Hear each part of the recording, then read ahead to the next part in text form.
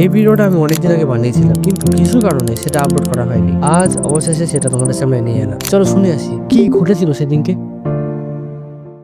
আচ্ছা ভাবুন তো, বহু বছর আগে মারা যায় আপনার প্রিয়জন, অর্থাৎ একদিন আপনাকে ফোন করল, তখন আপনি কি করবেন?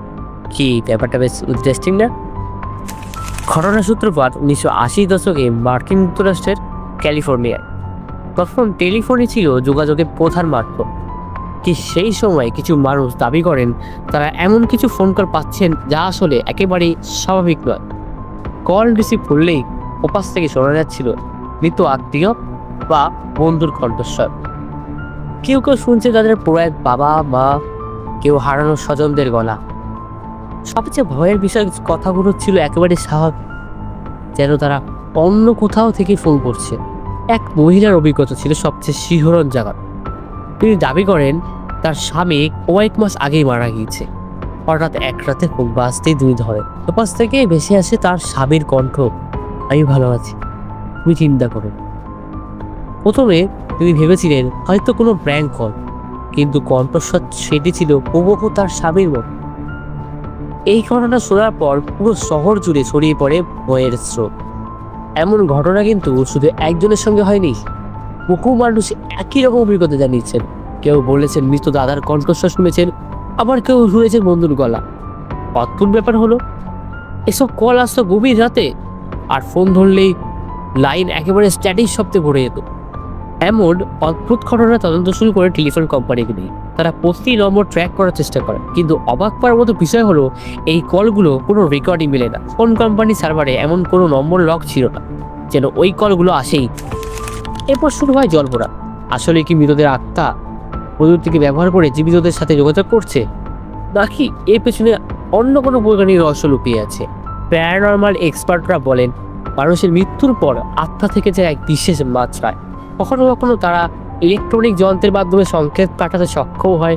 অনেকে বিশ্বাস করেন এই ফোন কলগুলো ছিল সেই আত্মাদের চেষ্টা, প্রিয়জনদের জানিয়ে দেওয়া যে তারা এখনো কোথাও আছে। অন্যদিকে বিজ্ঞানীরা বলেন এগুলো টেলিফোন লাইনের টেকনিক্যাল গ্লিচ বা রেডিও ফ্রিকোয়েন্সির কারণে হতে পারে। কিন্তু প্রশ্ন থেকে যায়, যদি সবটাই কেবল গ্লিচ হয়, তবে কণ্ঠস্বরগুলো এত নিখুঁতভাবে মৃত মানুষের মতো হলো কিনা? কি ব্যাপারটা খুব জটিল যাচ্ছে, তাই না? সেম ঘটনা ভারতেও হয়।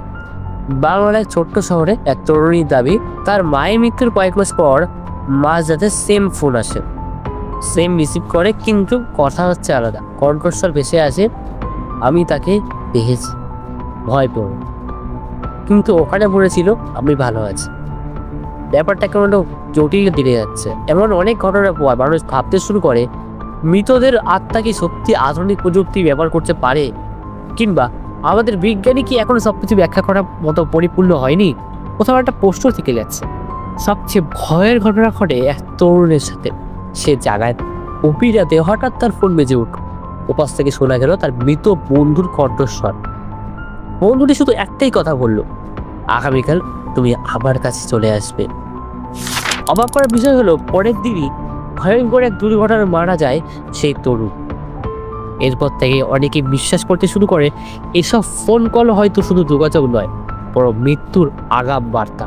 এখন প্রশ্ন হলো, এগুলো কি আসলে মৃতদের বার্তা, নাকি প্রযুক্তিগত কোনো বিভ্রান্তি?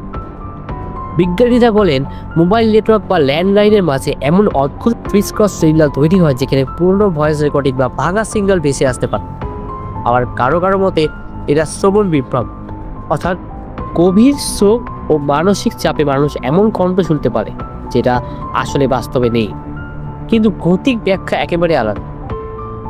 সবশেষে অনেকগুলো প্রশ্ন থেকে যায়, তাহলে এই ফোন কলগুলো আসলে কি নিজেদের বার্তা, নাকি মানুষের কল্পনা?